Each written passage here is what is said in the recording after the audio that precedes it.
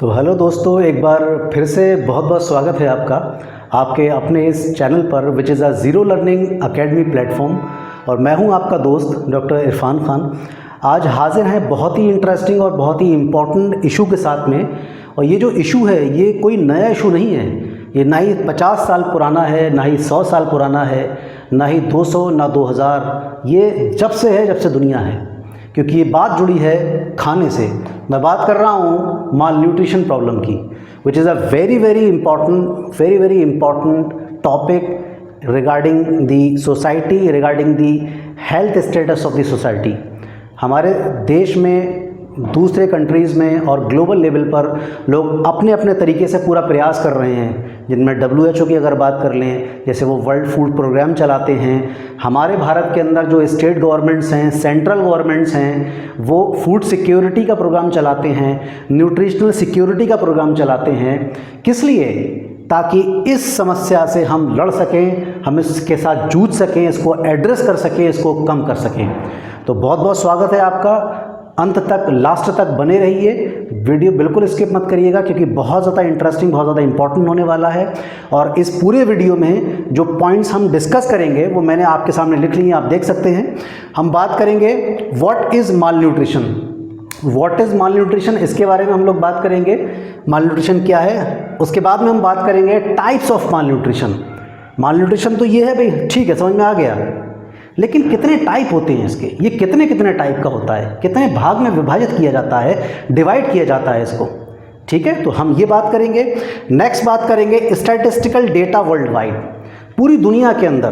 क्योंकि देखिए, एक बहुत ही सिंपल सी बात ये है कि जब तक आपको या मुझे या किसी को भी, जब तक हमें किसी भी चीज़ के नुकसान समझ में नहीं आएंगे, किसी की चीज़ के कंसिक्वेंसेस समझ में नहीं आएंगे, तब तक वो चीज़ हमारे पल्ले नहीं पड़ेगी। ये बहुत ही बेसिक चीज़ है, बहुत ही बेसिक चीज़ है।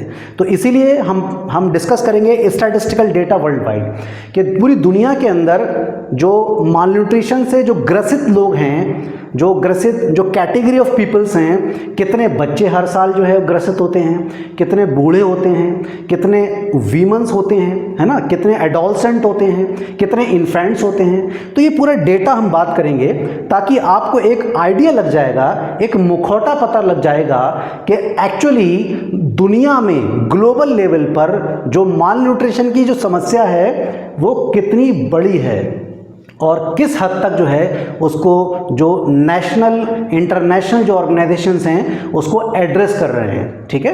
तो हम ये तमाम बातें इसमें करेंगे। फिर हम बात करेंगे what are the probable causes, क्या वजह है।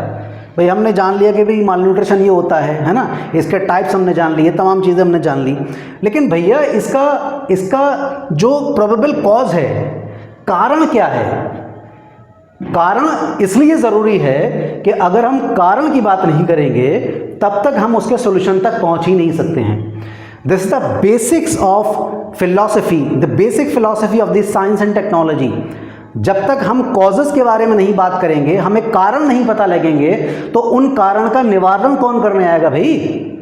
ये बहुत ही बेसिक चीज़ है। तो हम इसमें बात करेंगे, कॉजेज़ की बात करेंगे कि आखिर वो कौन कौन से जो संभावित कारण हैं, प्रोबेबल कॉजेज़ हैं, जो जिम्मेदार हैं, रिस्पॉन्सिबल हैं माल न्यूट्रिशन के लिए। फिर हम बात करेंगे what are the probable solutions. Solution बहुत ज़रूरी हैं। जब तक हम समाधान की बात नहीं करेंगे तो किसी चीज़ को पढ़ने का, टेक्नोलॉजी को, चाहे वो टेक्नोलॉजी हो सकती है या कोई टेक्निक हो सकती है, साइंस की कोई चीज़ हो सकती है, कोई मतलब नहीं है अगर हम उसके समाधान की बात ना करें।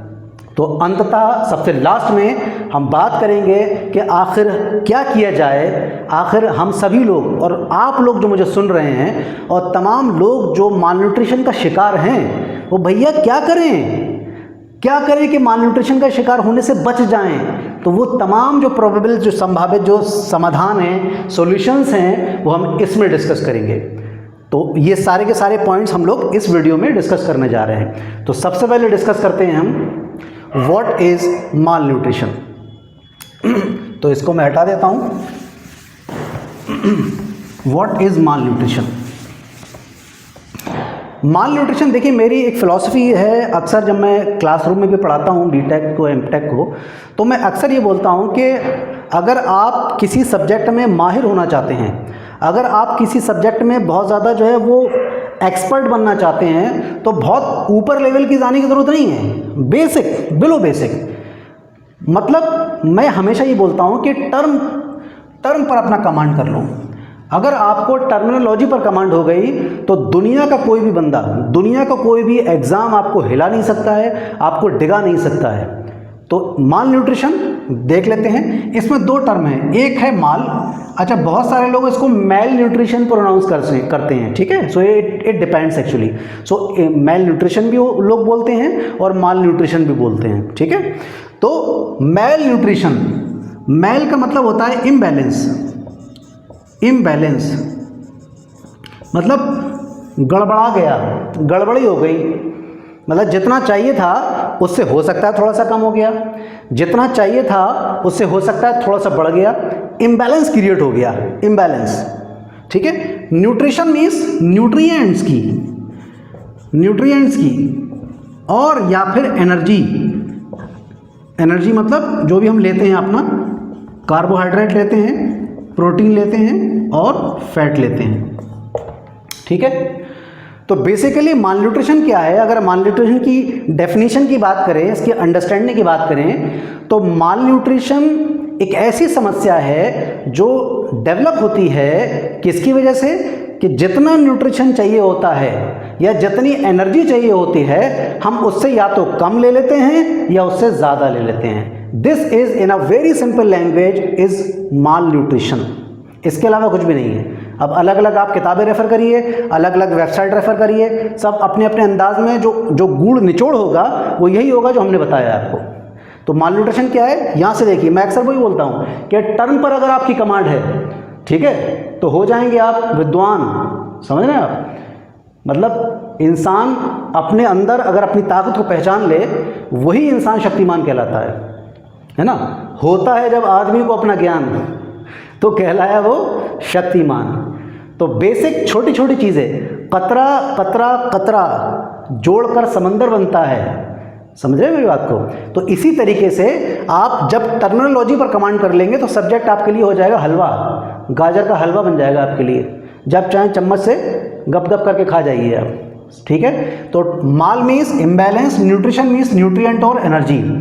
तो अगर कोई भी इम्बैलेंस लो एनर्जी लेता है, लो एनर्जी मॉलिक्यूल लेता है, या लो न्यूट्रिएंट लेता है, या फिर ज़्यादा ले लेता है, तो इसकी वजह से जो कंडीशन डेवलप होती है इंसान के अंदर, ठीक है, वो चाहे किसी भी एज ग्रुप का हो सकता है, इस कंडीशन को हम क्या बोलते हैं, इस कंडीशन को हम कहते हैं malnutrition. This is in a very simple language, बहुत ही शुद्ध विशुद्ध आसान भाषा में माल न्यूट्रिशन। बात समझ में आ गई। अब हम इसके बाद में बात करते हैं types of mall nutrition. Mall nutrition के टाइप्स क्या क्या हैं, ये बहुत ज़्यादा इंटरेस्टिंग है। तो आइए देखते हैं कि किस तरीके से, देखिए न्यूट्रिशन को हम बात कर रहे हैं टाइप्स ऑफ माल न्यूट्रिशन की, कि माल न्यूट्रिशन को कितने टाइप में हम डिवाइड कर सकते हैं, कितने टाइप का ये होता है। तो आपके सामने है, तो बेसिकली 3 मेजर क्लासेस उसकी होती हैं। अंडर न्यूट्रिशन होता है, ओवर न्यूट्रिशन होता है और माइक्रो न्यूट्रिएंट डिफिशियंसी होता है। ये 3 ब्रॉड कैटेगरी में डिवाइड किया जाता है। मैं दोबारा बता रहा हूँ, माल न्यूट्रिशन को 3 ब्रॉड कैटेगरी में डिवाइड किया जाता है, अंडर न्यूट्रिशन, ओवर न्यूट्रिशन और माइक्रो न्यूट्रिएंट डिफिशियंसी, ठीक है। अंडर न्यूट्रिशन, जैसे मैंने बोला कि टर्मिनोलॉजी पे कमांड कर लो, आपका वक्त है, आपका सब्जेक्ट है, आप एक्सपर्ट हो उसके, अगर टर्म पे कमांड आपने कर ली। अंडर मतलब कम, अगर कोई ज़रूरत से कम खा रहा है, किसी को ज़रूरत से कम न्यूट्रिशन मिल रहा है, अंडर मतलब कम, नीचे।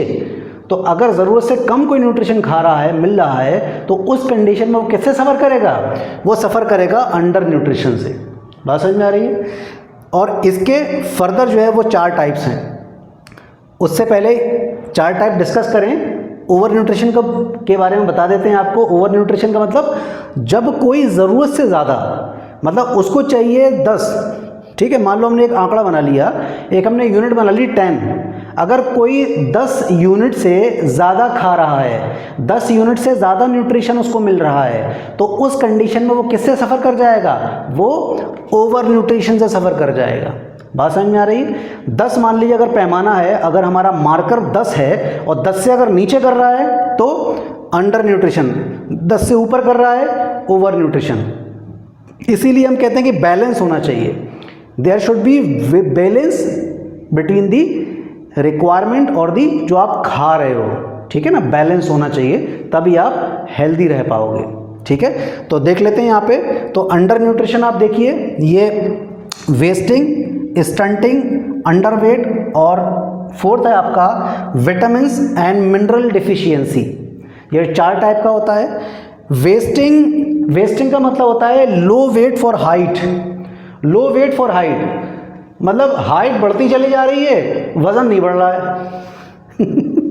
मतलब वो कहते हैं कि एकदम लपू झन्ना हो गए सूख कर, है ना, एकदम जो है खजूर के पेड़ की तरह है, बड़ा हुआ तो क्या हुआ, जैसे पेड़ खजूर, पंथी को छाया नहीं, फल लागे अति दूर। मतलब हाइट बढ़ती जा रही है महाशय की हाइट बढ़ती जा रही है, वज़न नहीं बढ़ रहा है, एकदम सिकुड़े चले जा रहे हैं, ऐसा लग रहा है जैसे एकदम जो श्रिंकेज हो रहा है। तो बेसिकली ये वेस्टिंग कहलाता है, जहाँ पर जितनी हाइट के हिसाब से वेट होना चाहिए उतना वेट नहीं होता है। और इसके जो प्रोबेबल कारण होते हैं, इसके जो कॉजेज़ होते हैं, वो बीमारी हो सकती है, ठीक है। ऐसा हो सकता है कि कोई बीमारी से ग्रसित हो गया हो, वो चिल्ड्रन हो सकता है, एडोलसेंट हो सकता है। ज़्यादातर ये जो दिक्कतें हैं ये 5 से लेकर 19 साल में ज़्यादा देखने को मिलती हैं। तो ऐसा हो सकता है कि वो जो बच्चा है वो उसको कोई बीमारी हो गई हो, डायरिया हो गया साहब। अब डायरिया में क्या होता है, डायरिया में सारा का सारा जो फ्लूइड है वो बाहर निकल जाता है, फ्लूइड बाहर निकल गया, डाइजेशन अच्छा नहीं है, सारा जितना खाया था सब निकल गया, है ना, तो हाइट बढ़ती चली जा रही है। वही वो तो नॉर्मल फिनोमेना है ना, हार्मोन्स वगैरह हैं, काम कर रहे हैं, हाइट तो बढ़ेगी, लेकिन वज़न नहीं बढ़ रहा है, वेट नहीं बढ़ रहा है। तो इस कंडीशन को, जहाँ पर हाइट के हिसाब से जितना वेट होना चाहिए उतना वेट नहीं होता है, इस कंडीशन को हम क्या कहते हैं, इस कंडीशन को हम कहते हैं वेस्टिंग। बात समझ में आ रही है, वेस्टिंग कंडीशन कहते हैं। नेक्स्ट कैटेगरी है हमारी stunting, low height for age. मतलब कहते हैं बौना रह गया, बच्चा बौना रह गया भाई, उसकी हाइट ही नहीं बढ़ रही, है ना, लो हाइट फॉर द एज। उसकी एज हो गई साहब, उसकी एज हो गई 18 साल और हाइट इतने बच्चे जैसी है ना। तो जब एज बढ़ जाए, उम्र बढ़ जाए, उम्र बढ़ने के साथ साथ जो है उसकी हाइट ना बढ़े, तो इसे हम क्या कहते हैं, इसे स्टंटिंग कहते हैं। स्टंटिंग ग्रोथ मतलब रुकी हुई ग्रोथ, बौनापन, है ना, ड्वार्फनेस। तमाम तरीके के लोग डॉक्टरों को दिखाते हैं और तमाम तरीके के मेडिकेशन वगैरह चलाते हैं, दवाइयाँ चलाते हैं, ठीक है। तो स्टंटिंग का मतलब क्या है कि उम्र तो बढ़ रही है लेकिन हाइट नहीं बढ़ रही है, ठीक है, तो इसे स्टंटिंग कहते हैं। और इसके जो कारण हैं, जो मैंने गो थ्रू की है लिटरेचर, उसमें WHO ने बताया है, जो वर्ल्ड हेल्थ ऑर्गेनाइजेशन है, वो कह रहा है कि इसका जो कारण है वो कारण है कि low socio economic status of the society और द पीपल और द फैमिली। किसी परिवार का लो सोशो इकोनॉमिक स्टेटस होना या मिडिल होना, ये इसका सबसे बड़ा कारण है। हालांकि माल न्यूट्रिशन में अगर आप जाओगे तो सबसे बड़ा कारण गरीबी ही है। गरीबी जो है, जो पॉवर्टी है, गरीबी सबसे बड़ा कारण है, समझ रहे हैं आप। गरीबी जो है वो एक ऐसी चीज़ है जो सब सारी चीज़ों को जन्म दे देती है। तो जितने भी कहीं ना कहीं आप देखोगे तो हर एक चीज़ का लिंक बन जाएगा। तो poverty is the main cause. हालांकि ख़ास तौर से स्टंटिंग के केस में एज बढ़ रही है, हाइट नहीं बढ़ रही है। सो इन दैट केस स्पेसिफिकली जो लो सोशियो इकोनॉमिक स्टेटस है, गरीबी जो है, वो एक मुख्य कारण है, ठीक है। हालांकि ये तमाम चीज़ें जो अंडर न्यूट्रिशन की हैं उसकी मेन वजह लो सोशो इकोनॉमिक है, गरीबी है। और जाहिर सी बात है इसके साथ साथ एक सबसे इंपॉर्टेंट चीज़ है अवेयरनेस नहीं है, जिस पर बहुत सारी संस्थाएं काम कर रही हैं, भारत सरकार भी काम करती है और इंटरनेशनल बहुत सारी जो ऑर्गेनाइजेशंस हैं हमारे WHO वगैरह, ये तमाम लोग जो है मिलकर काम करते हैं। हमारा थर्ड कैटेगरी है अंडरवेट मतलब लो वेट फॉर द एज। उम्र तो बढ़ गई लेकिन वज़न नहीं बढ़ा, लो वेट, अंडरवेट रह गए, है ना। उम्र हो गई 20 साल साहब, अच्छा खासा जो है वो उम्र हो गई लेकिन वेट नहीं बढ़ रहा है। सो इस कंडीशन को, ये भी एक्चुअली किसकी वजह से होती है, अल्टीमेटली आप देखोगे ना, अल्टीमेटली इन तमाम चीज़ों के लिए जो है वो अल्टीमेटली ये चाहे ये हो तो जो लो सोशो इकोनॉमिक स्टेटस है ये सबसे इंपॉर्टेंट है। गरीबी जो है ना वो बहुत ख़राब चीज़ है, ठीक है। फिजिकल मीन्स में अगर देखा जाए, स्पिरिचुअल मीन्स में जाएंगे तो वो फिर अलग डिस्कशन हो जाएगा वो मामला अलग हो जाएगा। तो फिजिकल मीन्स में गरीबी जो पॉवर्टी है ये इन तमाम चीज़ों को जन्म देती है, ठीक है। ये जो अंडर न्यूट्रिशन है इन तमाम चीज़ों को पैदा करती है। नेक्स्ट कैटेगरी हमारी vitamin and mineral deficiency. Vitamin and mineral deficiency मतलब खाना खा रहे हैं, उतना ज़्यादा विटामिन नहीं खा रहे हैं जितना खाना चाहिए, उतना ज़्यादा मिनरल्स वगैरह नहीं खा पा रहे हैं, नहीं ले पा रहे अपनी डाइट के अंदर जितना लेना चाहिए, हो गई साहब विटामिन डिफिशिएंसी हो गई, मिनरल डिफिशिएंसी हो गई, है ना। तो असल में अगर आप देखोगे ना अगर आप देखोगे आज़ादी से अब तक उस समय बहुत ज़्यादा बुरा हाल था। अब धीरे धीरे जो स्टेटस थोड़ा सा जो अपग्रेड हो रहा है। पहले ये होता है एक वक्त की खा के दूसरे वक्त के लोगों को पता नहीं होती थी, समझ रहे बात को। तो अंडर न्यूट्रिशन मतलब जो है पहले कमाई के इतने सोर्सेज नहीं थे, इतने जो है वो लोगों के पास जो है वो एवेन्यूज़ नहीं थी, अपॉर्चुनिटीज़ नहीं थी। अब वैसे हालात नहीं हैं जैसे पहले हुआ करते थे। तो अल्टीमेटली पॉवर्टी इन तमाम चीज़ों को जन्म देती है, ठीक है। तो ये मेन मुख्यतः 1 2 3 4 आपके 4 जो है टाइप्स हो गए किसके, अंडर न्यूट्रिशन के। अब बात करते हैं ओवर न्यूट्रिशन की। ज़्यादा खा लिया मतलब खुराक है 2 रोटी और खाली 4, समझे। मतलब किसी और कैसा ही मार गए, दावत में गए वहाँ मार लिया। अब पेट जो है फूल के तंबू हो रहा है एकदम, बिल्कुल, है ना, एकदम जो है कर्वीलीनियर पूरा पेट हो गया। तो भैया जितनी खुराक है उतनी ही खाओ, रिसोर्सेज को वेस्ट ना करो। अल्टीमेटली ओवर न्यूट्रिशन सबसे खतरनाक है, अंडर न्यूट्रिशन से भी खतरनाक है। अभी हम जब स्टैटिस्टिकल एनालिसिस की बात करेंगे, स्टैटिस्टिकल डेटा की बात करेंगे, तब आप लोग ये देखेंगे कि ओवर न्यूट्रिशन के जो मरीज़ हैं, ओवर न्यूट्रिशन के जो भोगी हैं ना, वो बहुत ज़्यादा हैं in comparison to the under nutrition. तो इससे होता क्या है, वज़न बढ़ जाता है साहब, ओवरवेट हो गए, समझे। पहले ऐसे थे, अब ऐसे ऐसे ऐसे ऐसे बढ़ते चले गए, फिर जो है ओबेस हो गए, है ना। तो ये जो चीज़ें हैं ओवरवेट और ओबेसिटी, ये इतनी खतरनाक होती हैं कि ये जन्म देती हैं नॉन कम्युनिकेबल डिजीज़ को। किसको जन्म देती हैं, मैं शॉर्ट में लिख दे रहा हूँ, एनसीडीज, नॉन कम्युनिकेबल डिजीज़। ये नॉन कम्युनिकेबल डिजीज़ क्या होती हैं, नॉन कम्युनिकेबल, फिर मेरा वही डायलॉग, टर्मिनोलॉजी, टर्म पर ध्यान दो, टर्म को समझो, ज्ञाता विज्ञाता तमाम बन जाओगे, एक्सपर्ट बन जाओगे अपने क्षेत्र के, अपने फील्ड के। नॉन कम्युनिकेबल वो बीमारियां जो कम्युनिकेट नहीं होती, कम्युनिकेबल नहीं है from one two another. Type 2 diabetes mellitus, sugar, मधुमेह बहुत कॉमन है आजकल, ये सारे कारण हैं। हालांकि इसके अलावा जो दूसरे कारण हैं वो आपका हाइपरटेंशन वगैरह है, स्ट्रेस है, वो तमाम कारण हैं, लेकिन ये जो है मेन कारण है ओवरवेट एंड ओबेसिटी। इसके अलावा आपका फीमेल्स के अंदर जो सबसे बड़ी प्रॉब्लम आज के समय में पॉलीसिस्टिक ओवरी सिंड्रोम बहुत कॉमन है, जिसको जनरली आप लोग जो है, जनरली आपने देखा होगा उसको फाइब्रॉइड्स कहते हैं। जो गायनेकोलॉजिस्ट अल्ट्रासोनोग्राफी से डिटेक्ट करते हैं उसको फाइब्रॉइड्स बोलते हैं, वो है ना, मल्टीपल फाइब्रॉइड्स होते हैं कई बारी, ठीक है। और बहुत बड़े लंबे समय के बाद में वो कई बारी अनट्रीटेबल होती हैं, उसको नहीं दवा वगैरह से होता है तो बाद में बड़ी हो जाती हैं, और फिर उसको हिंदी भाषा में रसौली कहते हैं, रसौली वगैरह कहते हैं, रसौली का ऑपरेशन हुआ साहब, उनके रसौली हो गई, रसौली निकाल दी। So that is basically fibroid, है ना, यूट्रस के अंदर हो जाते हैं। तो डायबिटीज़ हो गया आपका, पॉलीसिस्टिक ओवरी सिंड्रोम हो गया फीमेल्स के अंदर, और सबसे खतरनाक है कोलन कैंसर, ये भी इसी की वजह से होता है। तो ज़्यादा मोटापा, ज़्यादा वेट अच्छा नहीं है, कम करिए भाई, ठीक है, और खुराक उतनी खाइए जितनी ज़रूरी है ना, खुराक उतनी खाइए जितनी ज़रूरी है।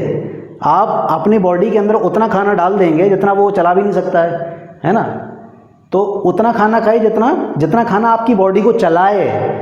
इतना खाना मत खाइए कि आपकी बॉडी को उस खाने को चलाना पड़े, ढोना पड़े, ठीक है। तो ये सबसे बड़ी प्रॉब्लम है, अभी हम देखेंगे जब हम स्टेट्स की बात करेंगे। Third one is a micronutrient deficiency. पूरे वर्ल्ड में सबसे ज़्यादा जो माइक्रोन्यूट्रिएंट डिफिशिएंसी कॉमन है, अलार्मिंग है, वो आयोडीन है, विटामिन ए है और आयरन है। आयरन तो आप सभी लोग जानते हैं, आयरन डिफिशिएंसी जो है हमारे इंडिया में भी ख़ास तौर से जो प्रेग्नेंट फीमेल्स हैं, after the delivery of the baby and after the parturition जो है वो तमाम दिक्कतें उनको फेस होती हैं, और in most of the cases जो है पोस्ट नेटल जो है और प्री नेटल जॉन्डिस वगैरह से बच्चे जो है सफ़र करते हैं, just because of these reasons कि उनको प्रॉपर न्यूट्रिशन नहीं मिल पाता है, और बच्चा जच्चा दोनों जो है वो आयरन की डिफिशिएंसी से ग्रसित हो जाते हैं। अब हम बात करते हैं स्टैटिस्टिकल एनालिसिस की। स्टैटिस्टिकल एनालिसिस की कुछ आंकड़े देखते हैं। जैसे कि मैंने बताया था कि आंकड़े बहुत ज़रूरी होते हैं।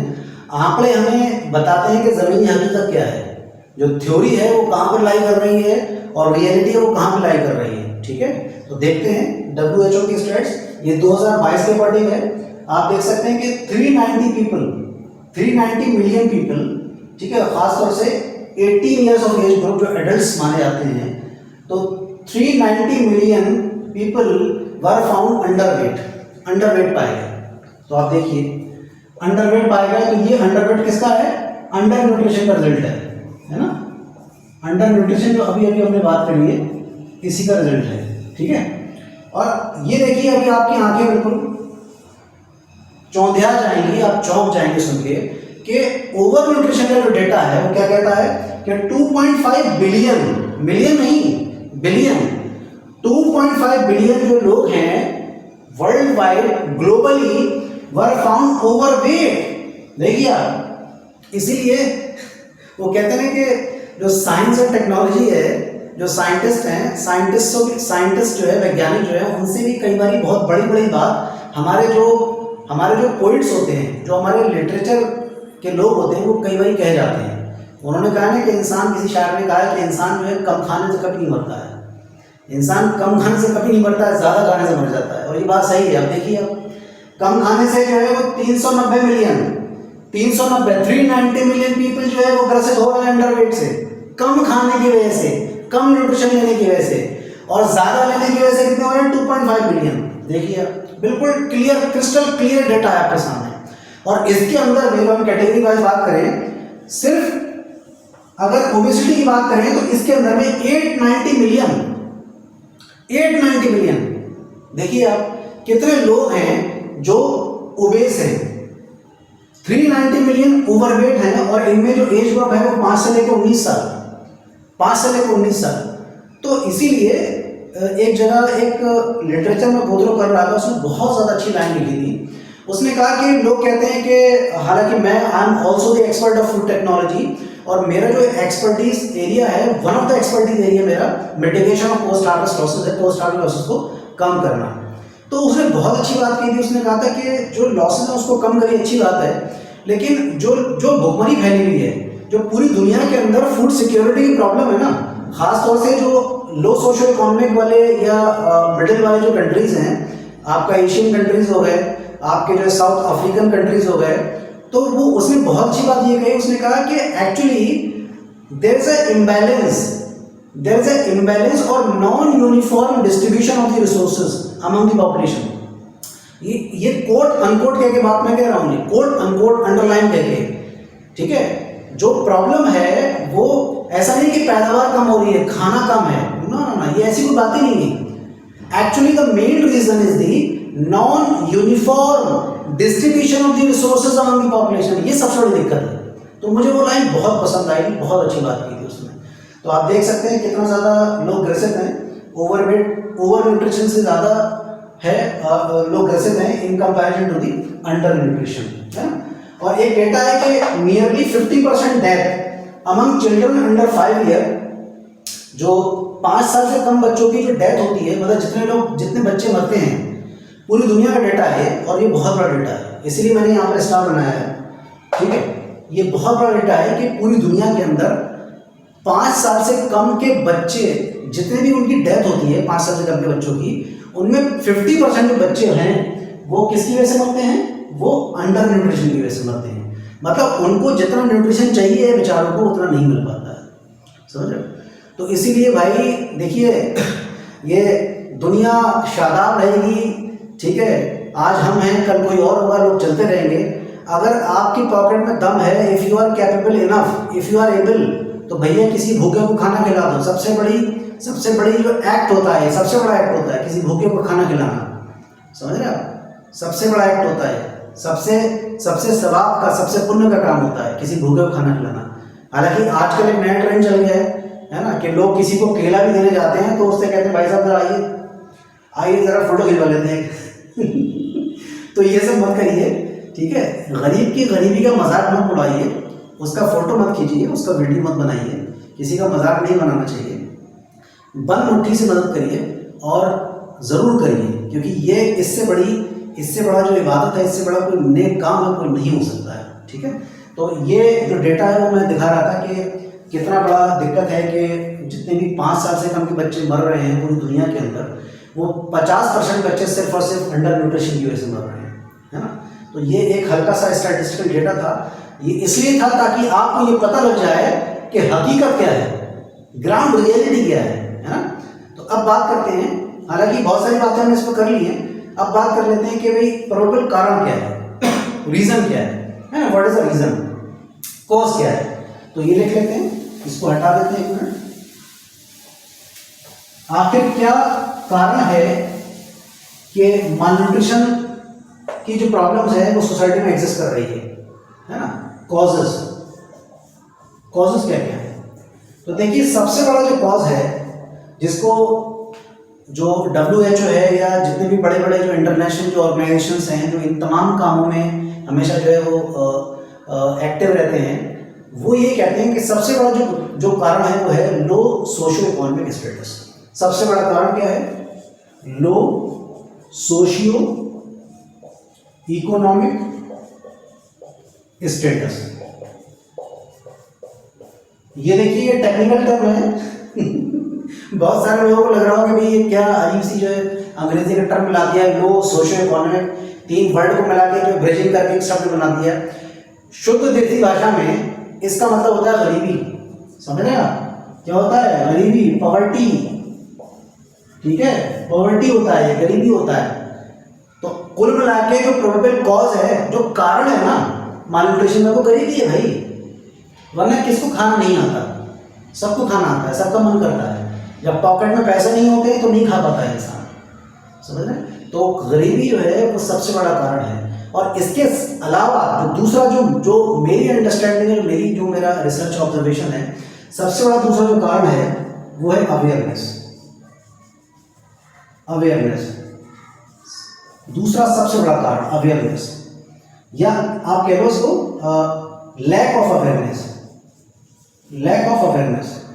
पता ही नहीं है खाना क्या है, पैसे वैसे सब है, अब बढ़िया बैंक बैलेंस है, बेहतरीन एकदम बढ़िया 4 व्हीलर गाड़ियां हैं 4-5 जो घर में, है ना, बढ़िया महंगे 2 व्हीलर्स हैं, बढ़िया मकान बना रखा है, पैसा खूब है, लेकिन पता ही नहीं है भाई साहब खाना क्या है, पता ही नहीं है।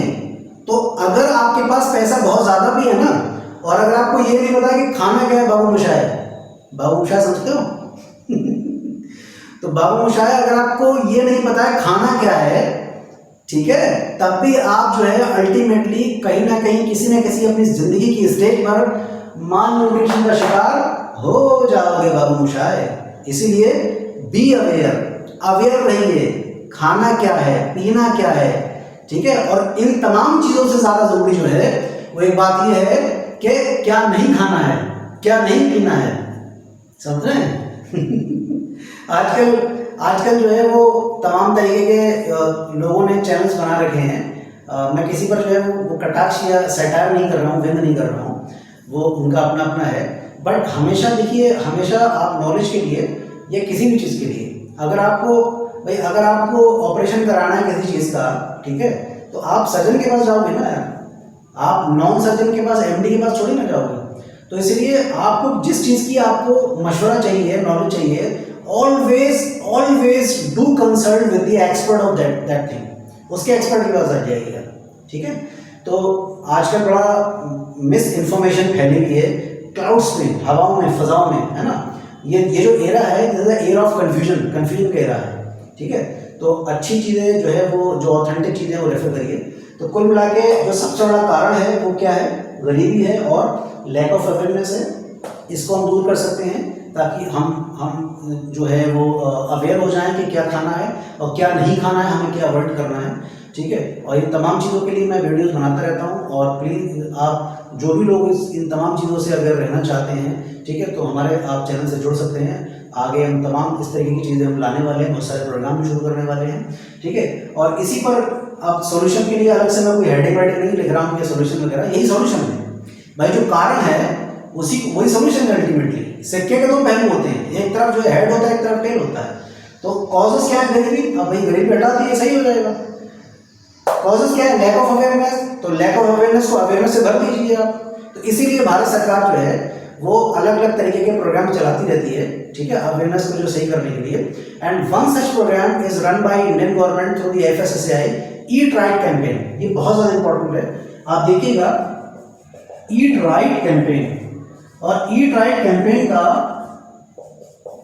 का इफ आई रिमेंबर, तो इसका जो ब्रांड एम्बेसडर था वो राजकुमार राव, जो आजकल जो चल रहा है ना, वो एक मूवी जो आई थी ना, वो स्त्री टू वो वाली नहीं, स्त्री टू तो वो इसका ब्रांड एम्बेसडर था पहला, ईट राइट कैंपेन। मतलब कुल मिला के गवर्नमेंट इस तरीके के प्रोग्राम चलाती रहती है ताकि हम लोगों का भला कर सकें, लोगों को बता सकें कि भैया आपको क्या खाना है, क्या नहीं खाना है, ठीक है, और अगर ये नहीं खाना तो इसके बदले में क्या खाना है। So this is very very important.